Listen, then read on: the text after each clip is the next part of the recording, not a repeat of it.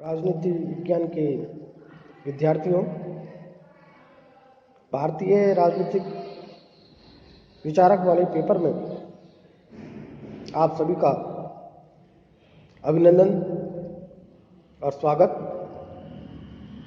विद्यार्थियों,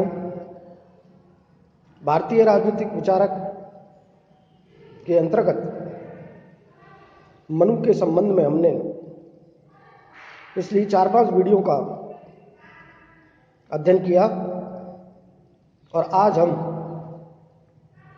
एक नया विचारक कौटिल्य को लेकर आए।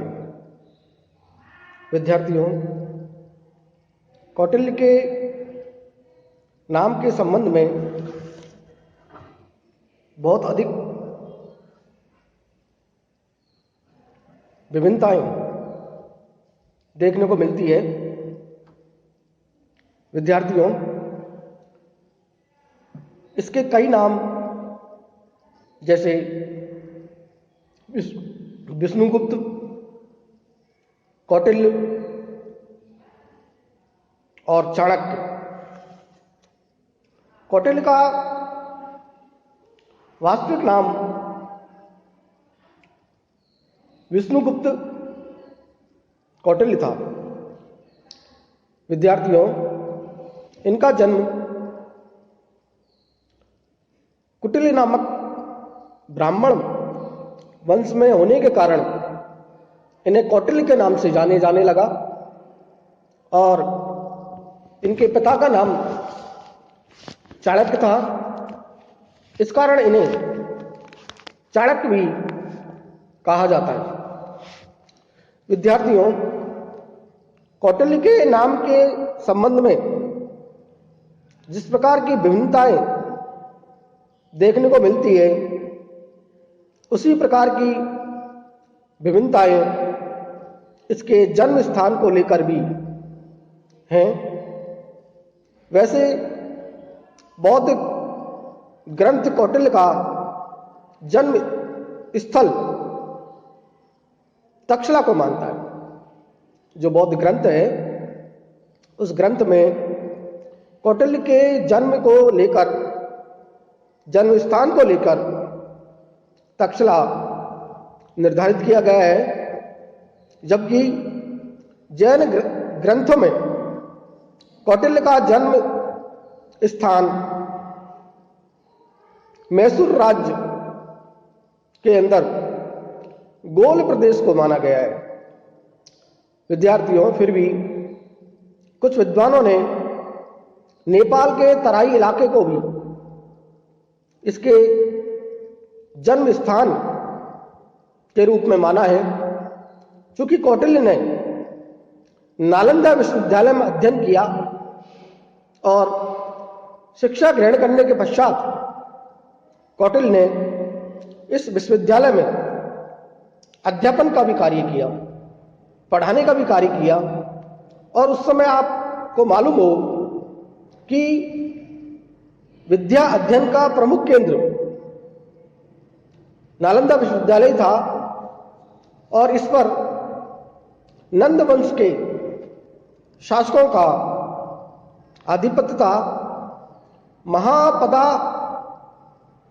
महापद्मानंद नंद वंश का अंतिम शासक रहा है। विद्यार्थियों, इसके परिचय के बाद हम कौटिल्य के ग्रंथों के बारे में यदि अध्ययन करें तो इसका प्रमुख ग्रंथ अर्थशास्त्र है। प्राचीन भारतीय चिंतन परंपरा में अर्थशास्त्र को प्रमुख ग्रंथों के अंतर्गत माना जाता है और वास्तव में यह उच्च कोटि का ग्रंथ है। और अर्थशास्त्र की जो कौटिल्य का ग्रंथ है, उसकी विषय वस्तु जो है वो भी अधिक व्यापक है, क्योंकि इसमें प्रमुख राज व्यवस्थाओं का समावेश किया गया है। वस्तुतः अर्थशास्त्र शासन प्रशासन की व्यवहारिक समस्याओं का के साथ साथ शासन और प्रशासन की व्यवहारिक समस्याओं के साथ साथ उनके समाधान का भी प्रयास करता है। और यह राजनीति पर लिखा गया प्रतिनिधि शासन पर आधारित यह ग्रंथ राज्य की सैद्धांतिक और व्यवहारिक समस्याओं से संबंधित है और उनके समाधान का हरसंभव प्रयास करता है। विद्यार्थियों, मित्रों, अर्थशास्त्र की रचना के संबंध में, इसकी रचना काल के संबंध में भी मतभेद हैं। जिस प्रकार इसके नाम के संबंध में, कौटिल्य के नाम के संबंध में विद्वानों के मतों में भिन्नता है, इसी प्रकार इसके जो प्रमुख ग्रंथ अर्थशास्त्र है, उसकी रचना काल के संबंध में भी विद्वानों में एक रूपता नहीं है।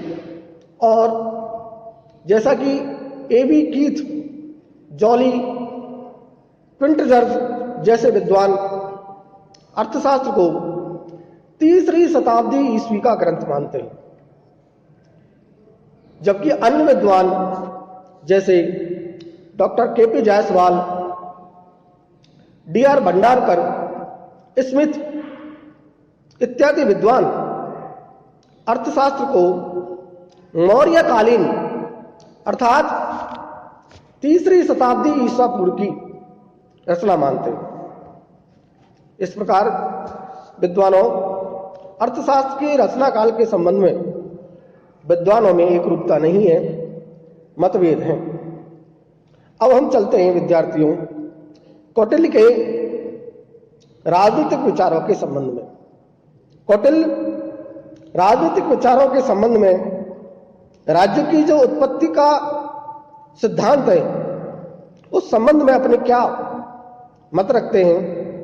तो विद्यार्थियों, जैसा आपको पता है, मनु विद्वान राज्य की उत्पत्ति के संबंध में ईश्वरीय अथवा देवीय उत्पत्ति के सिद्धांत को मानते हैं।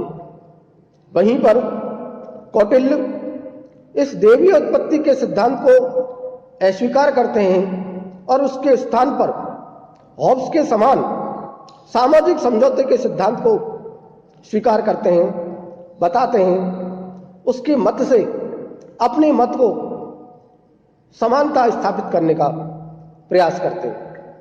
विद्यार्थियों, हॉब्स ने राज्य की उत्पत्ति के संबंध में सामाजिक समझौते के सिद्धांत को प्रस्तुत किया और हॉब्स कहता है, चूंकि मानव स्वभाव से झगड़ालू है, ईर्ष्यालु है, द्वंद्वी है, भय का वातावरण है, तो इस अवस्था से, इस प्राकृतिक अवस्था से छुटकारा पाने के लिए मनुष्य ने समझौता किया और समझौते के बाद अपने समस्त अधिकार लेवियाथन को सौंप दिए।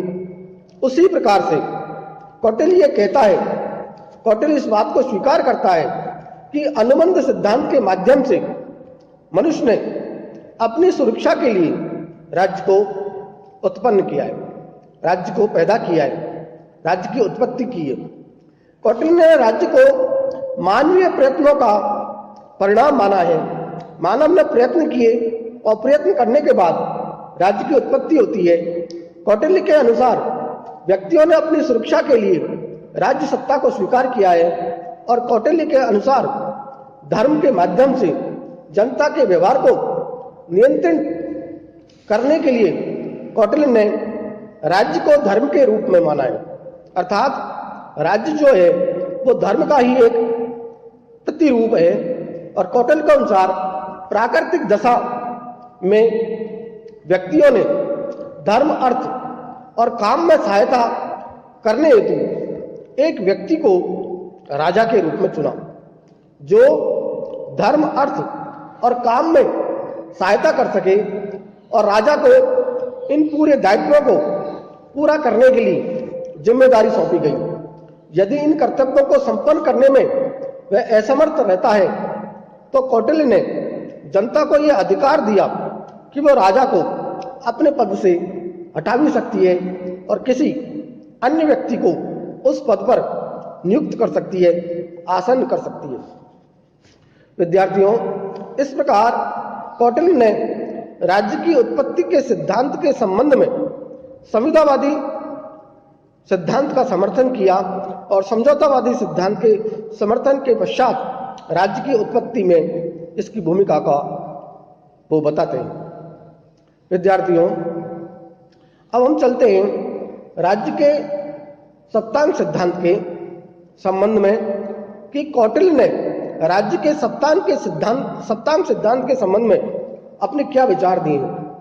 विद्यार्थियों, मित्रों, मनु, भीष्म तथा शुक्र ने भारतीय राजनीति के अंतर्गत एक 7 अंगों का सावयव शरीर स्वरूप जीवित शरीर के रूप में जिस प्रकार से कल्पना की है, और मनु, भीष्म और शुक्र की भांति कौटिल्य ने भी राज्य को 7 प्रकृतियों या अंगों वाला माना है और उसकी जो प्रकृतियां हैं, उसके जो अंग हैं, राज्य के जो सप्तांग सिद्धांत है वो इस प्रकार है।